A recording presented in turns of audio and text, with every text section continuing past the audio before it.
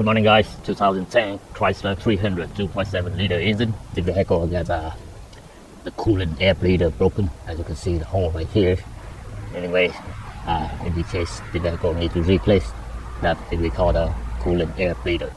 In order to replace this air bleeder, as you can see we have 4 10mm bolt around here, 1 2 3 4. So when you take the bolt off, and then we have to push, we have to pull the mid bleeder by that way.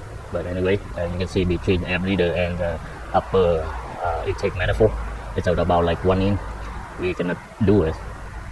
That's why we have to remove the upper intake manifold. As you can see on the side here, on the intake manifold, we have 2 brackets here. You see one in the front here and another one in the back there with a 10mm nuts here. Take the nuts off, and the bottom there with the 10mm bolt that loosen up enough for you guys to take the bracket away from the intake manifold. In order to remove the intake manifold, and you have to remove the air inlet hose here connect to the throttle body. Air intake hose removed with the air temperature sensor. The connector is still there. On the side here, 10mm nuts take it off, and then the bottom 10mm bolt here, you guys can loosen it up. And for the bracket, at the top right there, same thing in the back. The bracket on top here move away from the intake manifold. So now on the bleeder, as you can see, we have 7mm bolt, 2 7mm bolt here, but the one in the corner here, you guys have to use the wrench. You cannot use the socket because it's very small angle here. You have to use the wrench like this. This guy you can use the socket. And all upper intake manifold, we have 10mm bolt here, here and there. All intake manifold bolt, you guys have to completely take them off like this. And in the back there, we don't need to do anything. No any electrical, nothing can attach to the back up intake manifold. Leave it alone.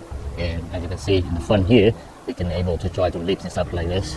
That's enough for you guys to put the air bleeder that way.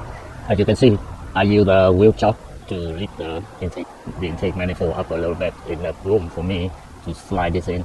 So until now, as you can see, we still got a little bit difficult with the line up pin, intake manifold line up pin right here, guys. And why we have to push the air bleeder that way, because as you can see the metal pipe in the bottom here. Anyway, the design like this, no way to do big work, everything in the back there. As you can see here, you have joint this one, look like someone got done before with the silicone, something like that. That's no good idea to do that.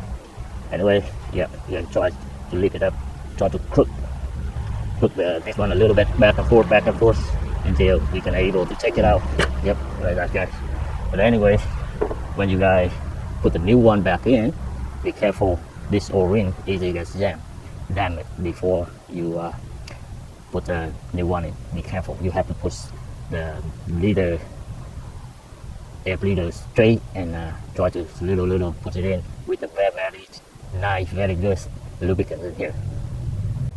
I don't know, someone got done this before, and you can see the silicone like this. No good idea to do this, because this silicone is not holding high pressure.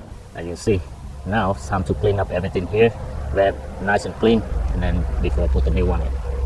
Once we have the new bleeder put in place, you guys see 2 7mm bolt here. Try to hand tight all the way in. Don't let the bleeder crook like this. And then we got the problem with the line up the bolt. So try to use the screwdriver from the back here to pry the whole thing forward the vehicle, and then you can able to hand tight the bolt. After I have the bolt hand tight, and then leave it alone and make sure the bolt gets a hand tight. When you guys try to tight the bolt, and the whole bleeder will back and forth, you got it even.